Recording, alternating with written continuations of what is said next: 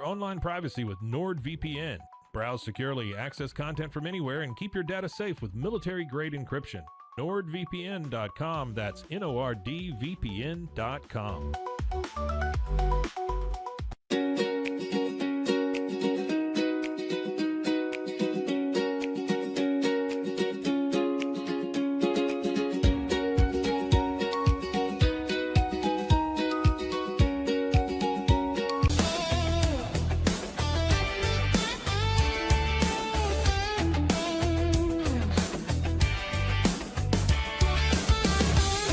It's not just a glove, it's a 44 Pro. Crafted with dedication, made for performance, and built to last. Get your custom glove today at 44pro.com and experience the 44 Pro difference. That's 44pro.com, 44 Pro.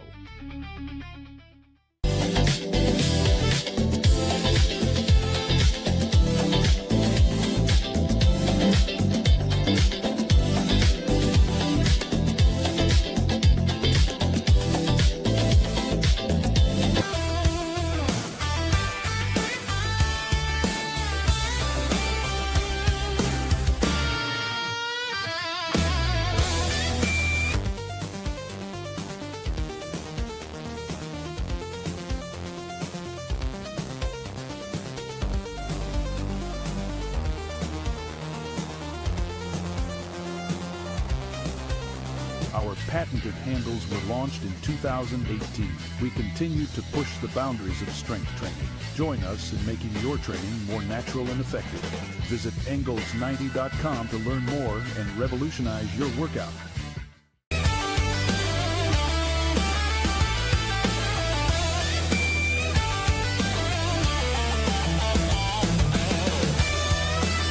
Looking for tickets to the hottest shows, games, and events? Ticket Liquidator is your one-stop shop for great prices, no hassles, and guaranteed tickets. Whether it's sports, theater, or concert, for the best seats at the biggest events, start with Ticket Liquidator today at ticketliquidator.com. Ticket Liquidator.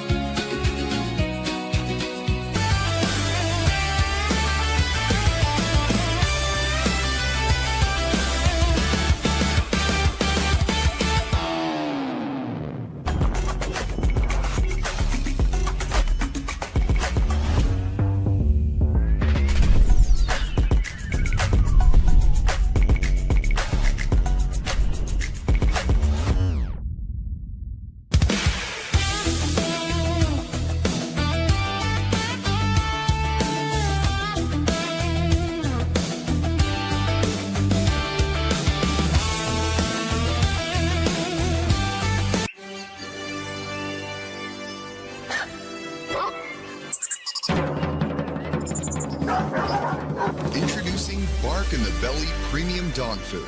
100% of profits go to help dogs in need. Over 30% of adults struggle with chronic foot and joint pain, and many face mobility limitations as they age. But a revolutionary Comfort First slipper has taken the wellness world by storm. Try Cloud Slides and feel you are walking on the clouds. Cloud Slides.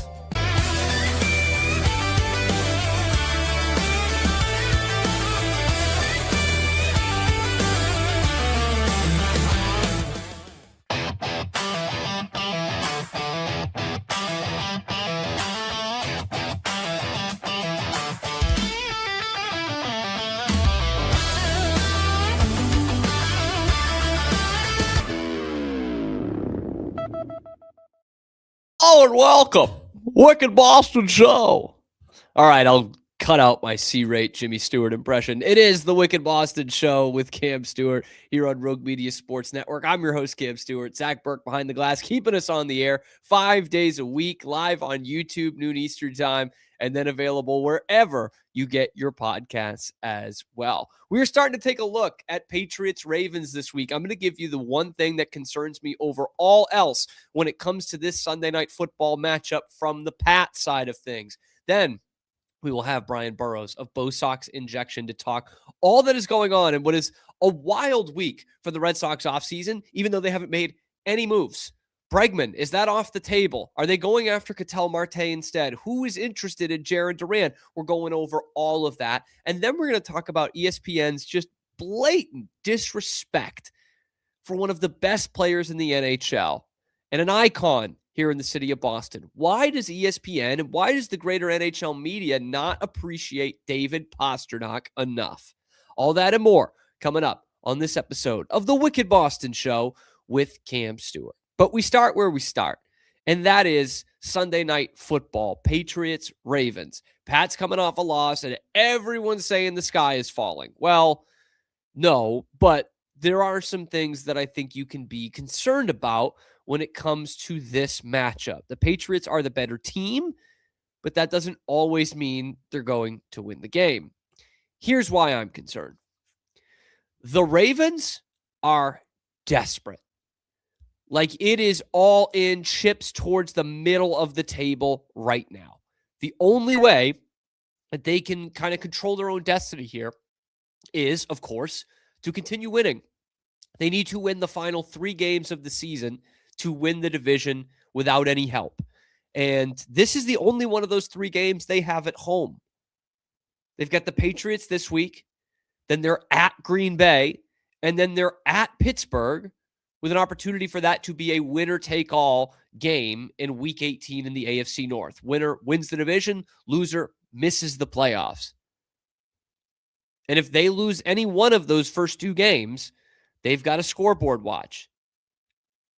And so you're talking about a team with a good coach, a 2-time MVP quarterback, and all kinds of talent on this roster, which has not come together all that well this season. And that's why they're sitting at 7-7. But their backs are up against the wall here, and they're at home, and it's a night game. And I know, everyone's down on the Patriots this week, and it sounds like I'm that way too. You know, they're frauds, they're a different team, all that shit. And look, I'm not buying into it. I'm not. I think the Patriots are still a damn good football team and one of the 2 best teams in the AFC. I believe that 100%.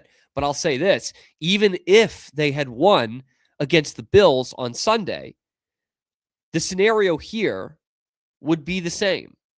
You know, if they won that, if they made one more stop and they won that game 31-28 against Buffalo, like, my concerns would still be the same for this game. In almost every matchup in NFL history where this is the case, the biggest concern would be the guy on the other side who's won 2 MVP awards. Right? Like, that's Lamar Jackson should be the number one concern if you're a Patriots fan or a Patriots coach for that matter. Right? Not this game. Not this matchup. Sunday was Lamar's best game in a while. So he's coming in hot. Hotter than what he was, that's for sure. Like, this has been a struggle to get him back on the same page and get this Ravens offense doing anything on the same page. It was the first time he had a passer rating over 100 in a month and a half. Like, for the most part, this has been ugly for a team that has a roster just stacked with talent that is used to winning this division and winning at a high level. They have needed to scratch and claw to get to 7-7 from 1-5. And still, even in that 6-2 run, you know, people are still not really sure what this Ravens team can give you week to week, let alone what they can give you in January.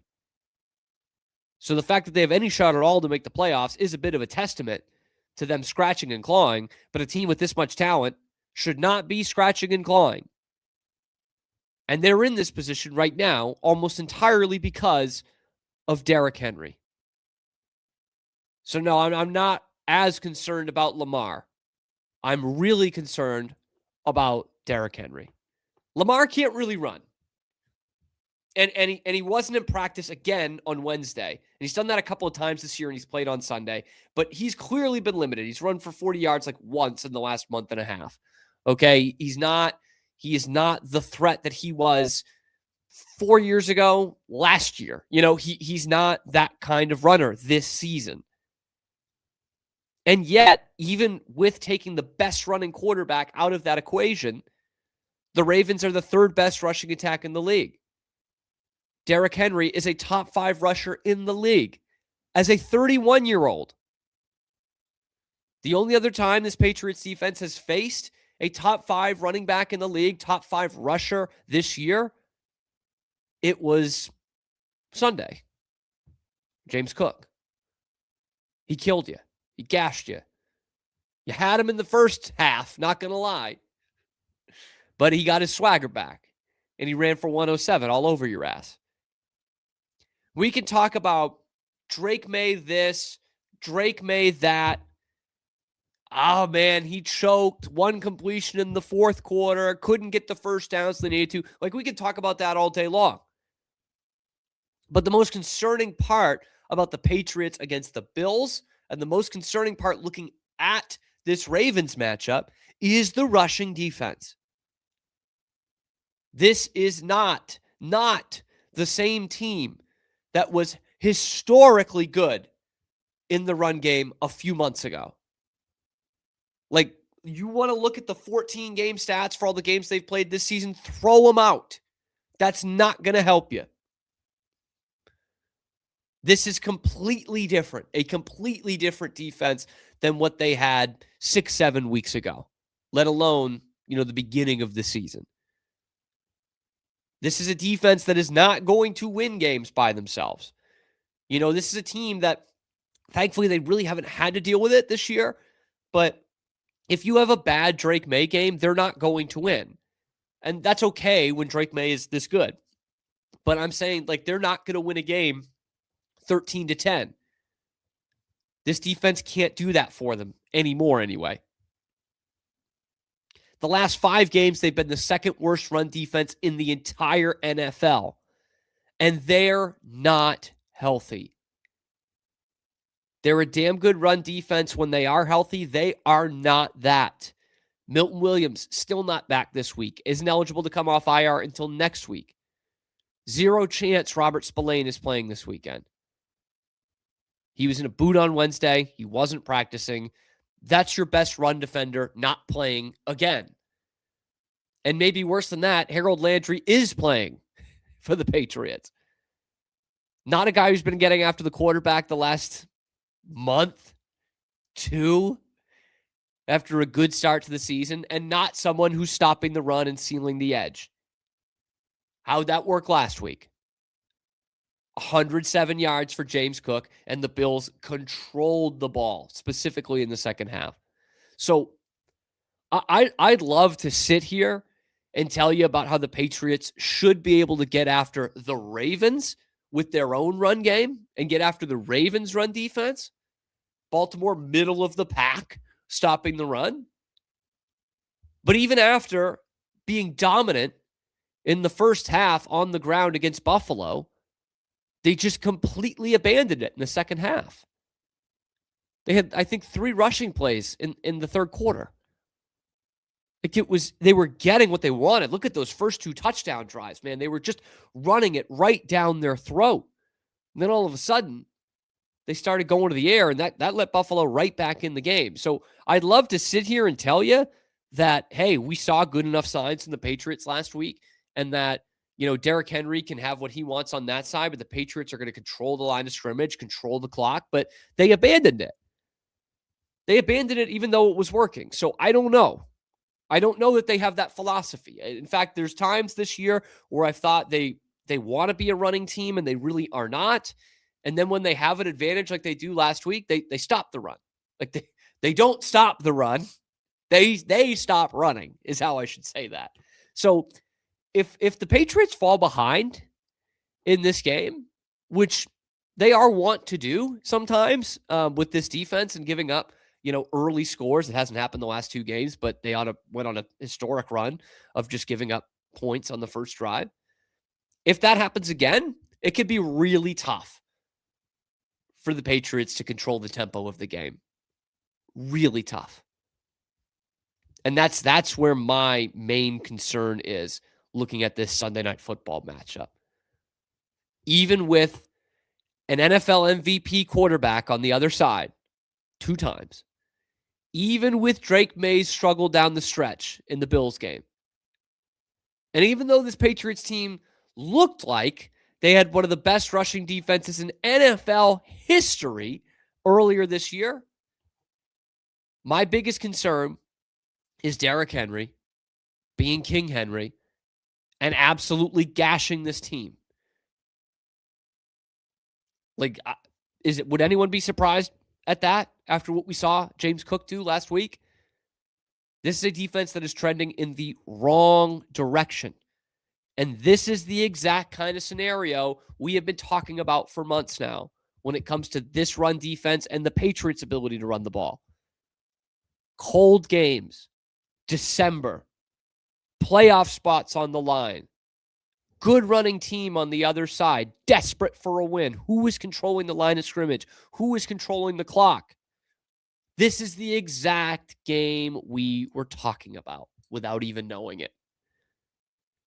This is a humongous test for the Patriots, even though the Ravens are sitting there at 7-7 and are 3-point favorites against the 11-3 Patriots. They're not getting the respect anymore. They're not. They're not Destiny's darlings right now in the NFL. This is your test. Mike Vrabel, do you have a tough football team? Time for us to see it. What's your biggest concern? Let me know in the comments section below. Be sure to like the video, subscribe to the channel. We come at you live on YouTube every weekday, noon Eastern time, and then we're available wherever you get your podcasts as well. Your lunchtime alternative to Boston Sports Talk Radio. It's right here on the Wicked Boston Show with Cam Stewart. When we come back, we're going to bring in our good pal Brian Burrows of BoSox Injection. We're going to talk about what has become a wild week for the Red Sox offseason, even though they haven't made any moves. There's rumors. There's other moves going on. Alex Bregman. There's a mystery team that's in on him. Is Alex Bregman going to be a Red Sox in April of 2026? Let's try and tackle that question next on the Wicked Boston Show.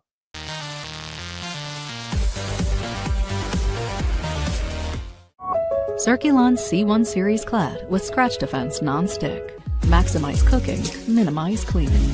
Discover the unmatched durability and elegance scratch-free, worry-free, forever.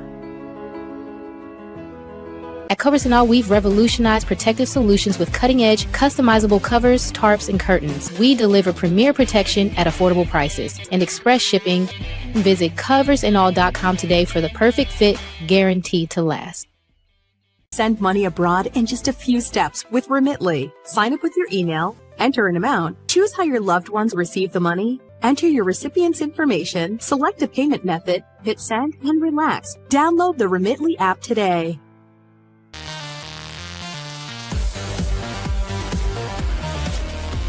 Experience the future of secure private cloud storage with Internix. Protect your files with end-to-end encryption, ensuring your data stays private and accessible only to you. That's INTERNXT.com today.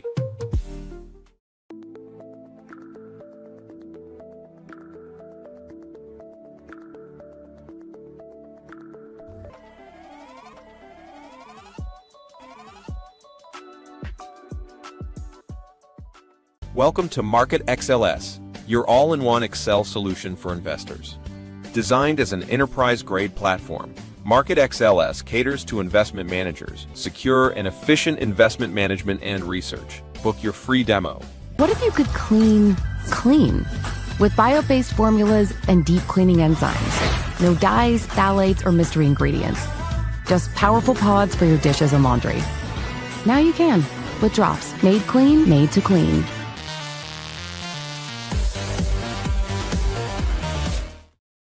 Back to the show, Wicked Boston Show here on Rogue Media Sports Network. Cam Stewart here, Zach Burke behind the glass, keeping us on the air. We're going to have Brian Burrows of BoSox Injection in just a second here, but wanted to remind you that this is your lunchtime alternative to Boston Sports Talk Radio. Every weekday, noon Eastern time, live on YouTube, and then wherever you get your podcasts as well. It has already been a weird offseason for the Red Sox. It was filled with so much promise. They haven't done much yet, and still they're one of the most talked about teams in all of MLB. And one of the big reasons why is Alex Bregman. And this saga takes another turn. Mystery teams, contracts, how teams believe in long-term contracts. It's all coming together. So we need some help. Brian Burrows of BoSox Injection joins the program now. And Brian, I got to start with Bregman. I think that's where this whole thing starts here, and trying to get the latest on the situation. All right. Because first it sounds like there's no market for Bregman. Detroit's out, Chicago's out. That's what we hear. Then there's this mystery team. It's the Diamondbacks, and they're kicking the tires. Then Jared Carrabis says, no, it's much more than kicking the tires. Whew. As it stands today, how worried should Red Sox fans be about Alex Bregman slipping through their fingers? At this moment, I'm putting it 60% he's not back in Boston, maybe 65% he's not back in Boston. I think I saw this on Twitter yesterday. I'm not gonna take credit for this. I think it was like Red Sox stats on Twitter. It was like the Red Sox were kind of just sitting back, like, oh, Bregman's in our back pocket, like we don't need to worry. And then the Diamondbacks kind of out of nowhere just show up and we're like, yeah, we're willing to go to 6 years. That was the report today. They're willing to go to 6 years. He's searching for 5. So it's that all of a sudden very concerning. Everybody's just kind of made the connection. Like last year, they came out of nowhere on the Corbin Burns market, just kind of stole him under the rug and gave him that long-term deal. Nobody expected that. And they seem to be doing it again right now.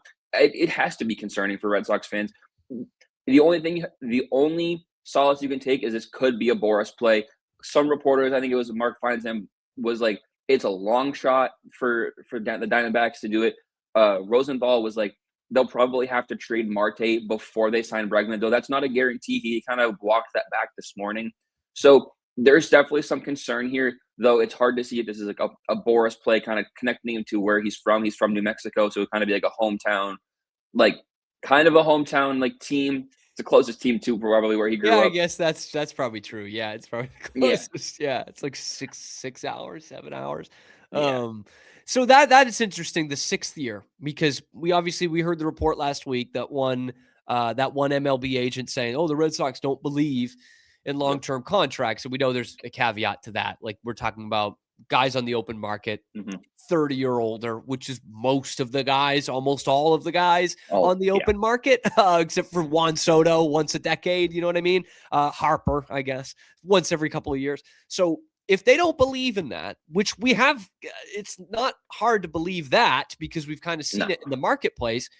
6 years for Bregman. Does that eliminate the Red Sox in your mind? If it's real and not just a Boris play and it's a real 6-year offer? It shouldn't, but right. What was the last long-term deal the Red Sox gave out in free agency? Was it JD Martinez? I think I can't think of anybody since that. Off the top of my head. Story 4 years with an option. Story in 21, yeah. Because that was 6 years. 6 years with the opt-out. Okay, 6. So, okay. Yep. So Trevor Story, but that was 2021. We're going into 2026. Like that, yes, it is concerning if the Red Sox truly don't want to go that long. But with Alex Bregman, they really should be. Like, and they've seen it. They got proof of concept last year. They've seen what he can do in Boston, how much not only he helped on the field, he helped off the field. He needs to come back. Yeah, let's talk about that aspect because, I think there's some things that make Alex Bregman not your average 31, 32-year-old, 31 going on 32 on the open market, right? He's got defense, right? He's a good defender. He's coming off a Gold Glove in 24. The Red Sox still love his defensive metrics. And the other thing that you mentioned there was him in the clubhouse. And I'm thinking about the people that he's close to on this team. And that is your manager, who's put up with a lot of crap from the ownership and the GM's office over his time here. I think we could agree on that. And another one is Roman Anthony. Like, here's the future of your franchise. And when you called him up, you put him in the locker next to Bregman's. I know when we get into baseball front office stuff specifically, we're not thinking as much about chemistry. It's the sport that we lean the most on the stats. But how important is that for a young core of a Red Sox team that doesn't have a ton of experience in big games? And here's a guy who's played in 4 World Series. He plays in big games every single year. I mean, it's huge. The Red Sox, they don't have that. Even before Bregman came to town, the Red Sox again hadn't been to the playoffs since 2021. So there just simply wasn't anybody on the team who had done it before. Any of the veterans that they had brought in really weren't guys who had experienced the playoffs in any like actual capacity. Maybe one game here, one game there. Like Trevor Story had like 3 games back pre-2020 was when the Rockies like had that little run into the playoffs. I think Giolito made 1 playoff start in his career. So they just don't have it. Bregman was the guy. He literally has never missed the postseason in his career. Every single year he's played in the majors, he has made the postseason. That is a enormous amount of experience that he can pass on to these young guys who didn't play this year. Unfortunately, they got injured. Marcelo was not there. Roman was not there. Campbell was not there. And these guys, they need somebody to show them the ropes in the playoffs. It's not just how to be a big leaguer. It's how to be a big leaguer in the playoffs. And unfortunately, last year, they didn't get that. Yeah. And even some of the, tertiary pieces haven't been there. It's not like, 2013, you added a bunch of what you thought were tertiary pieces that became main characters, and they had some experience, the Victorinos and the Napolis of the world. But even this, it's like your other guys are Narvaez, Abreu, Duran. They haven't played there either. And so I think that is a very interesting kind of look at this thing. And the other thing that really bugged me was like right after the season, the first reports were, he's going to opt out, but the Red Sox feel good. And one of the reasons we saw was like his wife loves Boston. And it's please don't do this. No. Please, God, it's Jordan Montgomery all over again. It's Jordan Montgomery all over again. Same thing, man. Pete Alonso's wife is from Boston, and that wasn't enough because you got to pay the guys. And it's like I'm sure Bregman loves playing for the Red Sox. Like, in a way, we're both Red Sox fans. Like, how can you not? Right? Great ballpark, great fan base, awesome town. But like, that's not the end all be all here. This is this guy's careers. And so when I first saw that, I was like, this is something I'm going to remember in a couple of months. Now the talk becomes, if not Bregman and really, if not Alonso, which fell through, will the Red Sox look Ketel Marte? That's a name that has come up a lot. And now it becomes interesting because Arizona has that interest in Alex Bregman, allegedly. Brian, I was shocked by this. I'm going to bring up the classic baseball reference head-to-head comparison. And so what I did here is I didn't look at just last year because Marte had a great year, better than he's really ever had. And Bregman was hurt a little bit. So I'm like, okay, let's look at it the last 2 years where Marte, they're the same age. Marte's in his early 30s. He's under contract. Bregman is on a contract year both of these seasons that I'm comparing them to in baseball reference here. I was shocked by this. Marte beats him out in every offensive category, some of them significantly when you look at the things like the OPS and the OPS plus, which are things that I take a lot into account. I think most people do too. So first, I'd love to get your reaction, what you think by seeing this. I mean, first, I did not realize that it swung this far in Marte's favor.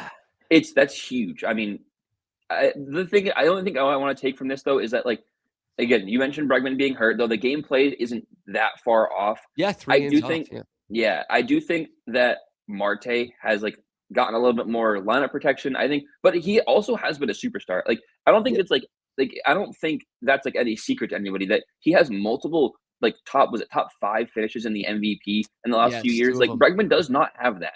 It's not like Bregman is like has been a top 5 MVP getter like Marte has in the NL. So I don't. Well, that's surprising to see just how wide the gap is. I'm not like fully shocked because I do realize just how well Ketel Marte has been like the last 2-3 seasons for Arizona.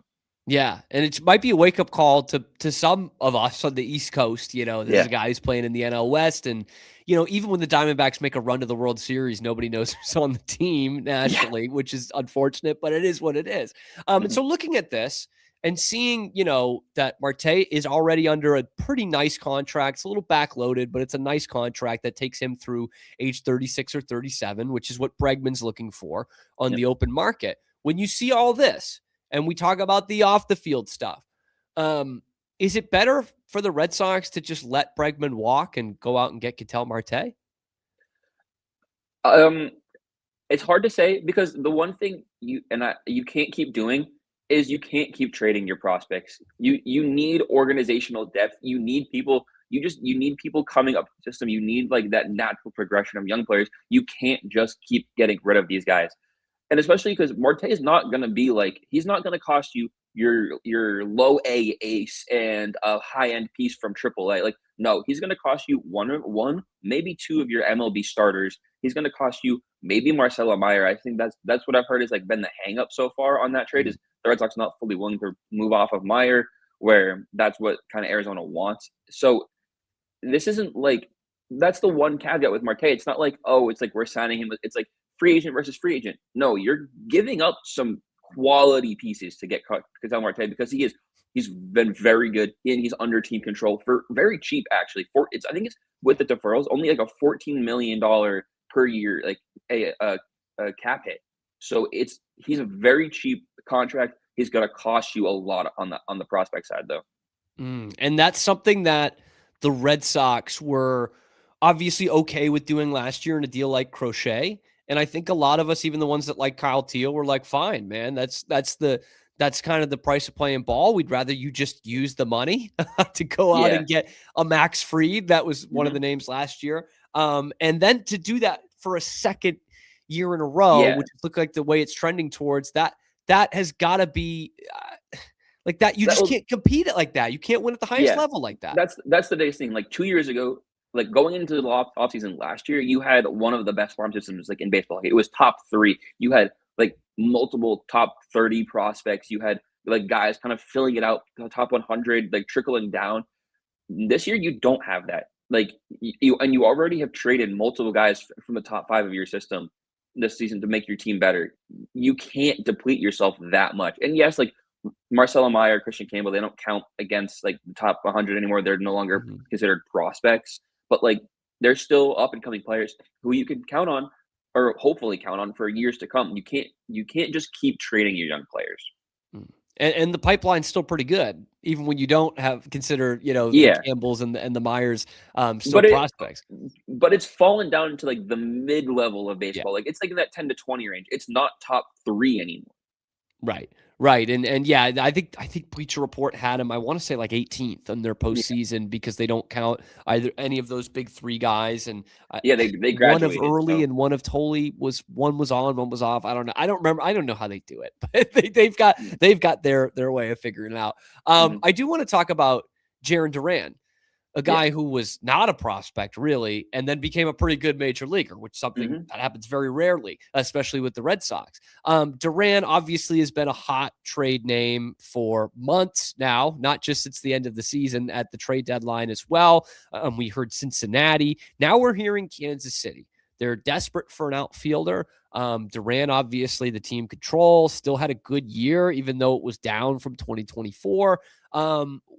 First question to you. Why does it seem like the Red Sox are only going to do a trade package that has Jarren Duran? Like, why are they not having him headline a big package in any of the rumors that we've heard?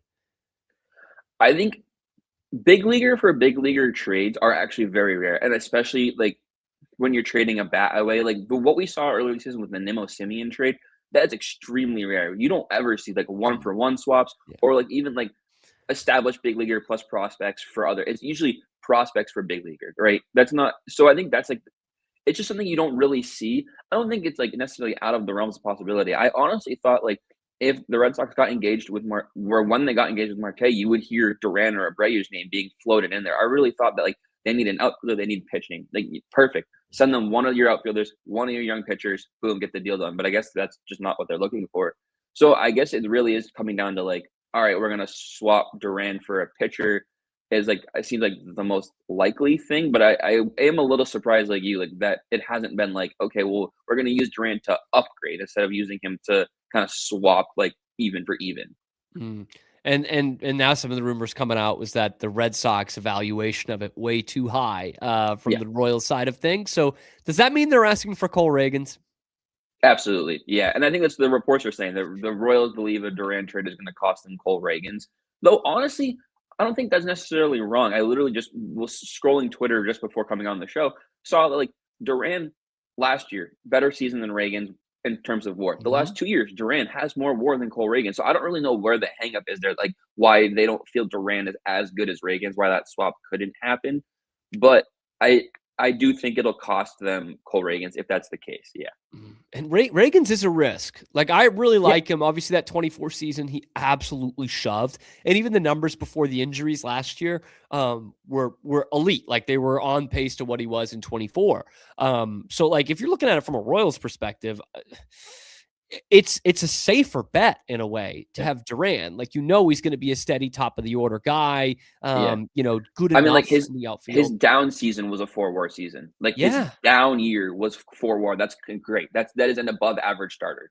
Yeah, and leading a team that made the playoffs in a lot of offensive categories. And he's dependable. He plays all the time. He plays every day. In fact, he played 161 and 24. I wonder what the other one was. Anyway, but like that would be a safer bet from Kansas City's standpoint, because Reagan's has a long injury history at this point, and he's already been, I don't want to say given up on, but Texas was willing to part with him as well. So this is something that I've written about on BoSox Injection. I've kind of referenced it in a couple of different articles. Is that the Red Sox now, after trading for Gray, have the ability to kind of get that high risk option now. Gray provides you a very steady floor for the middle of your rotation. Like if he's gonna be your 3 and he's gonna give you somewhere between 160, 180, maybe even 180 plus, he'll probably give you 30 plus starts. Like you can now go out and get that more high risk, maybe injury prone guy, or a guy who's going to fluctuate a bit more, like the Reagans, the Mackenzie Gores of the world. Like you have the option to do that now because you got Sonny Gray. And if all it costs you out of that really is Jarren Duran, that's not the end of the world. I don't want to keep downplaying Duran here, because I do think he's a good, solid player.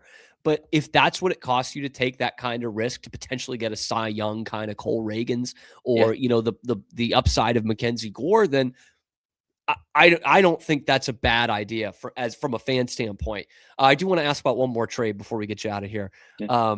My dad has been all over it. He texted me yesterday. He's like, I'm starting to understand it. But Luis Perales for Jake Bennett, I'm still struggling with it. Have you come to terms as to why the Red Sox did this? Have you found like a glass half full, this is a good thing the Red Sox did? Yeah, I think I have. I think just listening to different people who understand it a little bit more than I did at the beginning. I think first, it's Bennett fits what the Red Sox like. Like this front office, this regime likes in pitching. He's big frame, huge extension. There's still growth ability there. Well, his fastball is sitting, I believe what I read is like in the low 90s. The Red Sox will probably be able to push that up into the mid 90s, which makes him a lot more high probability starter. Perales there's a much higher ceiling there, but there's a much lower floor. There's definitely a reliever risk with Perales that isn't quite there as much with Bennett. I mean, obviously you don't know with prospects how they're going to develop and such. So I think that's one.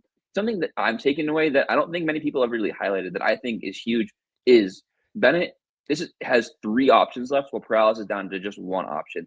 The Red Sox in their pitching staff right now, and especially in the starting rotation, have so many major league options for like Perales. I think with 1 option left, he can bring him up once, you can send him down once. If he misses, or if he doesn't come up at all in 26. He gets to come up in 27 and then go down once, and that's it. Jake Bennett, he has a couple more years of this up and down that they can do. And I think that's a big thing I don't think people are talking about as much, because the Red Sox already have so many major league ready starters. Having a guy who's a little bit more flexible, especially with their roster construction right now, you just need that flexibility of up and down guys that Perales doesn't quite have anymore because he's been on the 40-man for a few years. It's something that really stuck out to me when I read that. Oh, it's one of those inside baseball things. To a fan, it's like, oh, man, I don't care about his flexibility. I just want to see if he can throw 100 still. But this is part of the game. This is absolutely it is. part of the game.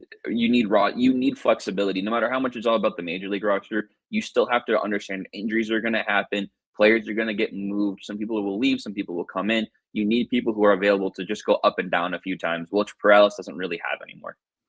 Brian Burrows, BoSox Injection. Busy week. I know you've been at the keyboard big time. Yes. Do you have anything in the oven right now that we should be looking out for? Nothing in the oven right now, but something that went out this morning was the Red Sox were linked to Evan Phillips earlier this week, the former Dodgers closer. It's a risk reward play, and I kind of broke down why it could work, like what's good about it, what could be scary about it. Check it out. I can't wait. Brian, we always appreciate your time. I would wish you a Merry Christmas, Happy Holidays at this point, but with all the rumors flying around, we might have you on the show again before then in the next week. So, Brian, always appreciate your time. Thank you for having me. Anytime. There he goes. Brian Burrows, BoSox injection. He's been really helping me keep up with all of this. And we were first night when this Luis Perales thing dropped. I'm like, what is going on? What is going on? I'm glad that Brian could help clear that up for me a little bit and make me feel a little bit better about it. Just a little bit. We'll see. Time will tell. Anyway, let me know what you guys think about all these rumors. Is Alex Bregman still going to be here? Where's Jarren Duran going? And for what?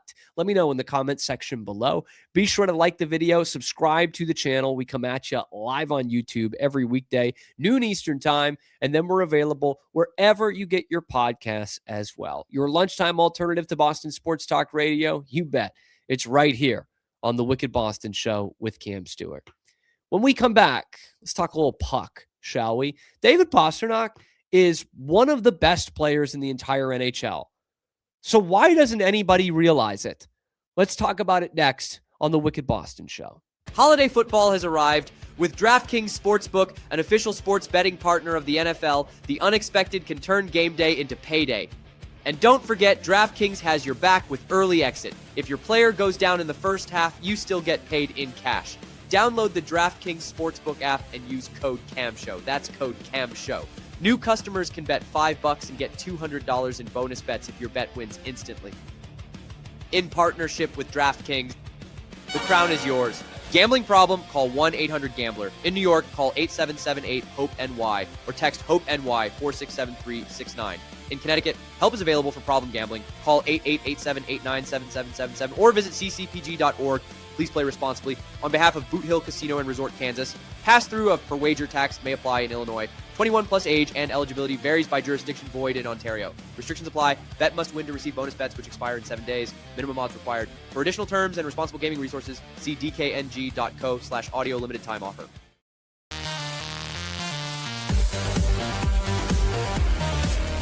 At 4U Health, we believe wellness and lab testing should be accessible, inclusive, and yes, fun. With our tech-powered at-home lab test, you save time and money while feeling your best. 4U Health. Visit 4uhealth.com today. With a focus on performance, design, and customer service, we're here to help you work smarter, not harder. Join us on our journey to simplify your world. Visit acasis.com today. That's ACASIS.com today. Apollo Neuro is a new kind of wearable that helps your body recover from stress, that helps you calm down and feel better. You sleep better, and you can get back to being yourself. Learn more at apolloneuro.com.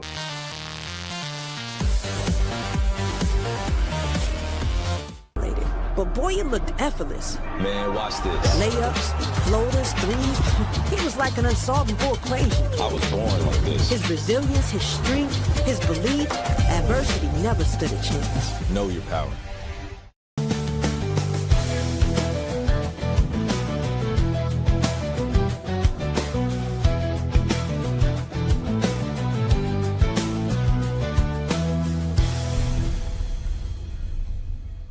Introducing Muck-Off's classic pink bike cleaner, powered by revolutionary nanotechnology that breaks down dirt and grime on a microscopic level while protecting your bike's delicate finish. us.muc-off.com. The U-Like Air 3, launched in 2023, ushers in a new era of sapphire ice cooling technology, offering nearly painless hair reduction in just 3 weeks. That's ULIKE.com. U-Like.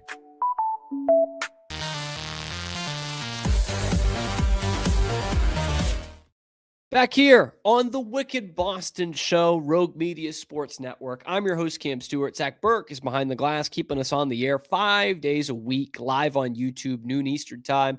And then we're available wherever you get your podcasts as well. Special thanks to Brian Burrows, man. He's always keeping us up to date. Like he knows his stuff. We have got some great Red Sox guests on this show. Week in, week out. They're always available, and they are delivering the absolute goods. So check out Brian Burrows and BoSox Injection to keep up with all the rumors, all the Alex Bregman, all the Jarren Duran, all the Derek Skubal, if that one comes back around. Brian has got that all covered BoSox injection. Let's talk some hockey, shall we? I'm going to let you in on a little secret. I'm going to make you the smartest hockey fan in your office. David Pastrnak is a top 5 player in the NHL. David Pastrnak is better than Austin Matthews. And to almost every NHL fan and media member, David Pastrnak is better than you think. I looked at ESPN's top 100 players in the 25-26 season, and I saw David Pasternak's name in a spot where I was like, really? So I went back and I looked the year before, going into the 24-25 season, and they had David Pastrnak as the 11th best player in the NHL going into 24-25. And so looking back at the 25-26 list, I see he's the 11th best player in the NHL. What? Scored 106 points on a 15th place team. He had 49 more points than the Bruins' second leading scorer last year. And he didn't move up a spot, not one spot. Oh, Cam, why do you care what ESPN thinks? Because they are supposed to be the meal ticket for this league. That's why I care what they think. Normally, I wouldn't. Like, they've already ruined college football to an immeasurable degree, I think is the word there. But they are supposed to be the meal ticket for the NHL and pimping this league. And it turns out they don't really know this league. Even for a guy who's playing for a major market team. You know, it's not like this is not Zach Werenski in Columbus, where he's not getting enough respect because people don't watch Columbus. And people, like, that's the cheapest ticket they can get when Columbus comes to their barn. You know, this is the Boston Bruins we're talking about. And they still don't understand that this guy is a top 5 player in the league, let alone a top 5 forward in the league. But no, they've got him at number 11, sitting pretty at number 11 behind Mikko Rantanen, Jack Eichel, and yes, Austin Matthews. I'm just like, in the year of our Lord, 2026, which is going to be in 2 weeks' time, who is taking Austin Matthews over David Pastrnak? Like, really? Like, the Matthews stuff might be a little overblown at this point, but the facts are the facts. Even in a season where his best playmaking winger had his first 100-point campaign, Austin Matthews still finished with 30 less points than David Pastrnak did. 78 points last year in 67 games, and Pastrnak played 82. So, okay, that would mean he'd need to be a 2-point-a-game player to get up to where Pastrnak was for a whole season. So we're not even, like, point per game is still leaning towards David Pastrnak. Still. And this year, 27 games, there's Austin Matthews with 23 points. And his line is Matthew Nyes on one side and Willie Nylander on the other side. David Pasternak's doing more from the wing with Morgan Geekie on the other side, who's been one of the best goal scorers in the league this year and was last year because of David Pastrnak, let's be honest.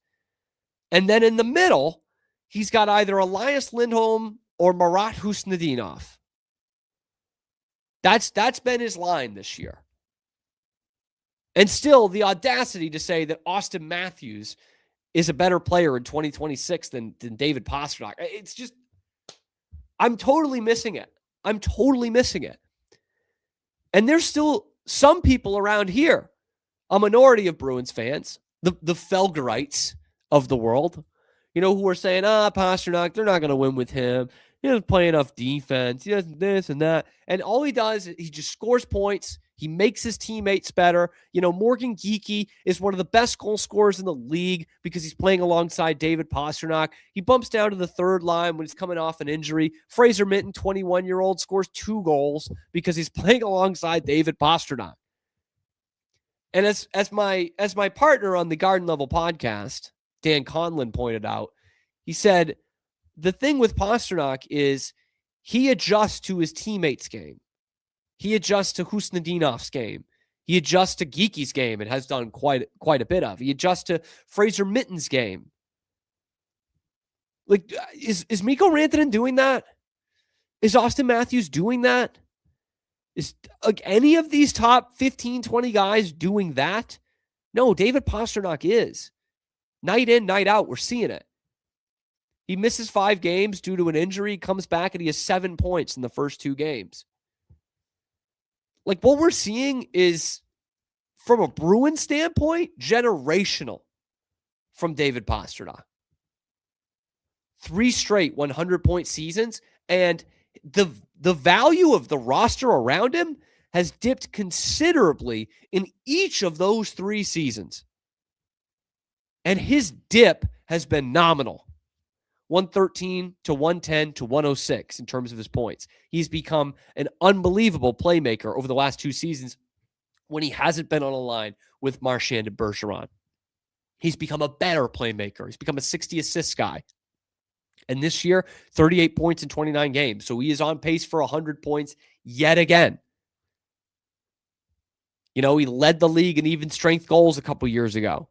He's not just a power play merchant. And yet he's got 1 season where he's had, 2 seasons where he's been inside the top 10 for the Hart Trophy voting.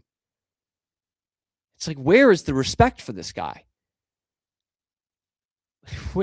It's incredible to me. Like, even having him outside of the top 10 on ESPN's list is disrespectful. David Pastrnak's a top 10 player in the league in his sleep. In his sleep. And yet he's not getting that respect around the league. It's crazy. Like, he should be in the talks of, like, McDavid, McKinnon. Your next guy, your next forward is Pastrnak. I really believe that. Like, but that tier 1B, so to speak. Pastrnak, Draisaitl. You know, those kinds of guys. And then, yeah, Rantanen's in that discussion. I'm not saying Matthews is trash. In fact, I'm a huge Jack Eichel guy. But, like, Pastrnak, man, he's better than those guys. And he's doing it for a less talented team, which does mean something. Like, we do need to take that context into things. He's not playing with a bunch of all-stars. You know, I mean, Eichel's playing on a line with Pavel Dorofeyev and Mitch Marner. Like, yeah, he's going to get his points. Matthews has been playing with Marner for years. And by the way, look at what he does without Marner. He's now not even a point-a-game player, which is kind of a standard we need to hold to if you're going to be a top 10 player in the league. Without Marner, his game dips dramatically. His production dips. When Pastrnak loses Patrice Bergeron and Brad Marchand on his line, 2 Hall of Famers, he still keeps with status quo. He's playing with Lindholm and Pavel Zacha and a Morgan Geekie who scored 1 goal the first 2 months of last season, and Pastrnak still got 100 points. At one point last year, he factored in on 13 straight Bruins goals. Like, this was historic stuff. No one had done that since Jaromir Jagr. And he can't crack the top 10? Like, you saw all of that last season and didn't say, you know what, he might actually deserve to go up a spot. It's the league, this is the network that's supposed to be pimping out the league.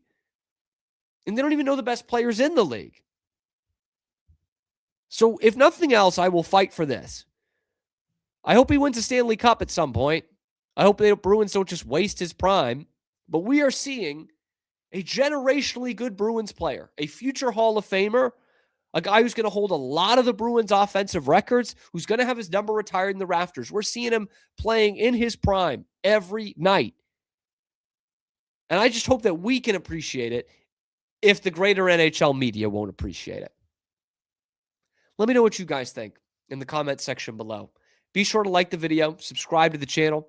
We come at you live on YouTube every weekday, noon Eastern time. And then, of course, we're available wherever you get your podcasts as well. Your lunchtime alternative to Boston Sports Talk Radio, it's right here on the Wicked Boston Show with Cam Stewart. So thank you to Zach. Thank you to Brian Burrows. Thank you to all who listened in today. And we will see you tomorrow on the next edition of the Wicked Boston Show.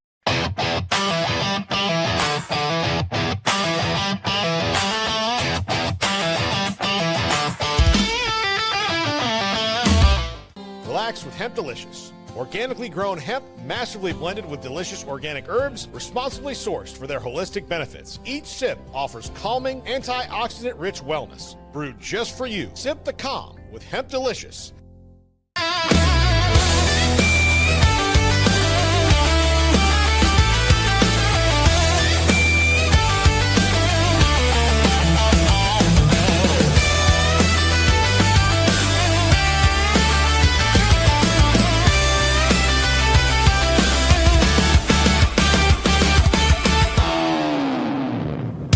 At Open Goal USA, we're revolutionizing training for both soccer and lacrosse with our innovative portable rebounders. Perfect for players of all ages and skill levels. Visit OpenGoAAALUSA.com and elevate your training today.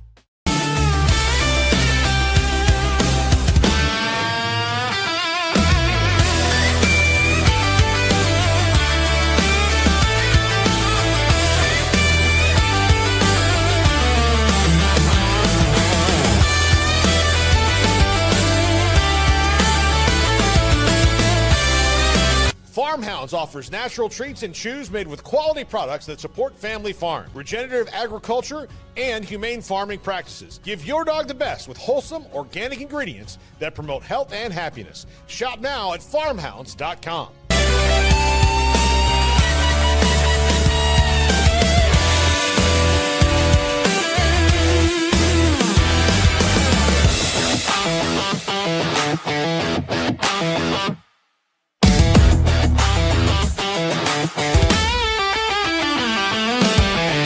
Get paid faster with Bill, the easiest way to send, receive, and manage your payments. No more delays, no more hassle. Whether you're a freelancer or a business, Bill makes payments seamless and secure, simple, fast, and reliable. Sign up today at Bill.com.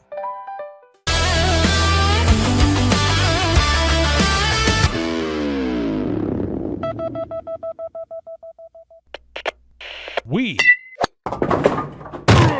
are Rogue Media Sports.